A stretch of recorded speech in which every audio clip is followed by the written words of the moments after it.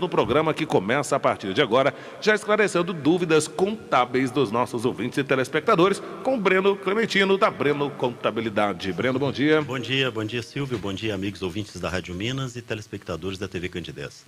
Bom, Breno, já temos algumas perguntas. Quem quiser também pode enviar, viu, gente, as perguntas pelo telefone, pelo WhatsApp. O WhatsApp é o 999370321. Se for uma pergunta mais complexa, o Breno traz a resposta aqui na semana seguinte para você tirar as suas dúvidas. E vamos começar aqui com a Cristiane, do Bom Pastor. Minha mãe fez 60 anos e tem mais ou menos 7 que paga o INSS. Ela pode pedir aquela aposentadoria que não tem 13º? Olha, essa aposentadoria que não ela vai ter que preencher alguns requisitos. O que a gente tem que fazer conta é o seguinte: primeiramente, ela teria que ter 65 anos para pedir esse auxílio, que é o do LOAS. Como ela tem 7 anos, se ela pagar mais 8, que vai estar talvez com 68, ela vai ter direito à aposentadoria e essa aposentadoria não pode ser tirada. O problema do benefício assistencial é que ele pode ser cortado. Então, as pessoas, o que acontece? O INSS pode ir na sua casa, verificar se a sua mãe tem a renda per capita da família é maior do que 1/4 do salário mínimo e cortar esse LOAS, né? Então é interessante observar isso. E quais são os requisitos? Né? A renda per capita não pode passar de 1/4 do salário mínimo. Quer dizer, se o marido recebe um salário de aposentadoria, automaticamente a renda per capita dela, se ela morar só ela e o marido, seria meio salário. Então, automaticamente, ela já não teria direito a esse benefício. Então, o ideal é não contar com esse benefício e recolher o INSS. Ela pode depois... A ideia do LOAS é para dizer que é muito pobre mesmo, não é? Para quem tem dificuldade mesmo. Exatamente, porque depois de 65, olha, falta 3 para ela ter o direito realmente e ninguém poder tirar esse direito dela.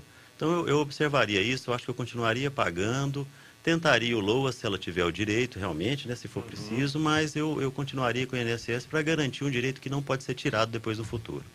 Tá? Tem mais algum? Tem sim, a Emanuela, lá do Bela Vista. Meu pai aposentou em 2002 por invalidez, causada aí por acidente de trabalho. Ele quer saber se tem direito de fazer revisão na aposentadoria. É aquela situação de desaposentação. Olha, a desaposentação a pessoa tem que ter continuado pagando o INSS, né? Tem que continuar recolhendo. No caso dele, ele não recolheu. Existe um adicional quando a pessoa tem dificuldade de locomoção, no caso de aposentadoria por invalidez, que não sei se é o caso dele. Mas o caso de tem porque ele não continuou pagando, né? Então não tem jeito de mudar. Mais que um salário mínimo, não vai... Breno, a desaposentação, ela existe de fato? Porque eu escuto advogado falando que não, advogado falando que sim, gente anunciando para trazer cliente para correr atrás de desaposentação. O que é a verdade disso? A verdade é que está no STF para ser julgado, algumas decisões saem, vão para o STJ dá às vezes positivo e a pessoa consegue esse benefício. Mas a dúvida que está acontecendo é o seguinte: se o STF decidir que a pessoa tem que pagar de volta o que recebeu para ter o direito, ela pode ter um problema no futuro. Então tem que esperar decidir como é que ficou. Tem gente que fala, olha, eu prefiro que o STF julga, porque aí vai ser melhor. Realmente seria melhor, porque se ele julgar que é positivo, o INSS vai ter que acatar. Mas até então não se decidiu. O ideal é ter cautela na hora de fazer isso, né? Mas só a justiça, tá? Só a administrativo, justiça. Não existe chegar no INSS e pedir desaposentação. Não. Inclusive a Dilma vetou isso aí, não tem... Bom, a Valdirene do Realengo. Meu marido trabalha em uma empresa e ele recebe adicional de periculosidade. Como que fica a aposentadoria com a nova regra? O adicional, ele já recebe ou ele vai receber? Ela está dizendo que ele já recebe a periculosidade, o adicional. É o seguinte, olha, o adicional de periculosidade, a primeira coisa que ela tem que observar, que eu acho que é muito importante, é o PPP, tá? Porque esse relatório que tem é que vai provar que ele estava exposto, né, a situações de risco, ruídos, e isso é que vai dar o direito da aposentadoria especial para ele. A vantagem da aposentadoria especial nessa situação é que não tem um fator previdenciário, que é aquele 85/95 que a gente tem falado e tal. Por quê? Porque o INSS já tira essa pessoa antes. Ela diminui o tempo de aposentadoria, que pode ser de 15, 20, 25, e antes ela tira essa pessoa do trabalho. Eu já li, inclusive, falando que a pessoa não pode continuar na mesma profissão. Quer dizer, dentista. Imagina um dentista trabalhar 25 anos e não poder continuar na profissão depois. Mas o dentista, por exemplo, é um que tem direito a aposentar mais cedo. Então, assim, é interessante a pessoa observar. Não houve mudança, continua da mesma forma, mas é importante a pessoa se documentar, ter o PPP, que é um relatório que é feito por engenheiro de segurança e tal, para poder documentar na hora de pedir para o INSS essa aposentadoria especial. O INSS não está facilitando muito como era antigamente, não. Então é importante a pessoa se documentar e estar bem calçada na hora de entrar com o pedido de aposentadoria. Acho que é interessante essa pergunta que vem da Daiane aqui, porque é a pensão da viúva novinha, né? Que essa polêmica ocorreu muito no Brasil.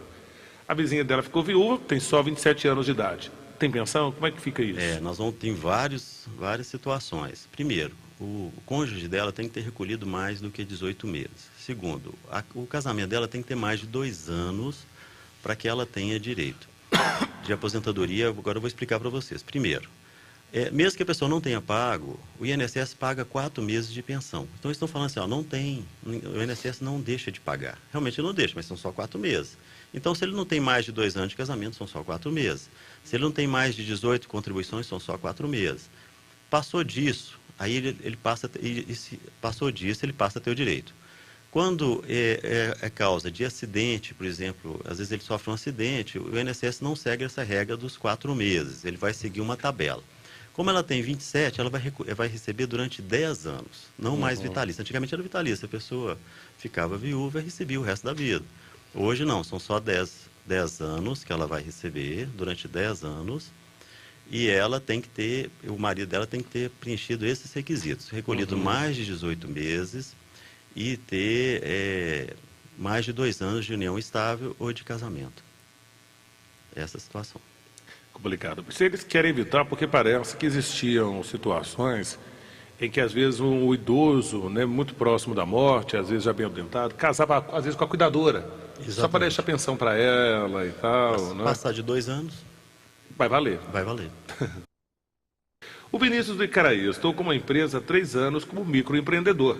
E depois de escutar as entrevistas, estava querendo pagar mais para me aposentar melhor. Mesmo assim, tem que pagar com complemento do período do MEI? Tem. É porque ele pode recolher mais, mas nesse período que ele pagou pelo MEI, ele vai ter que complementar para chegar nos 20% para ter direito à aposentadoria por contribuição.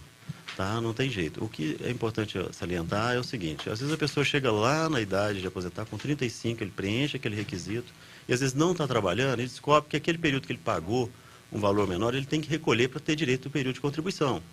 E às vezes ele não tem esse dinheiro. Então a gente sempre alerta todo mundo para ir verificando que a aposentadoria é no dia a dia. Você vai fazendo ela e vai planejando ela para na hora quando você for aposentar está tudo organizado. Se deixar para fazer no final, arrisca, né? Igualzinho o pessoal fala, às vezes chega no final e falta 30 mil para pagar, para complementar aquele período que pagou menos. Aí a pessoa às vezes não tem o dinheiro para pagar, automaticamente ele vai aposentar com um salário mínimo só. Então é importante observar isso. O contador consegue fazer esse planejamento previdenciário para a pessoa?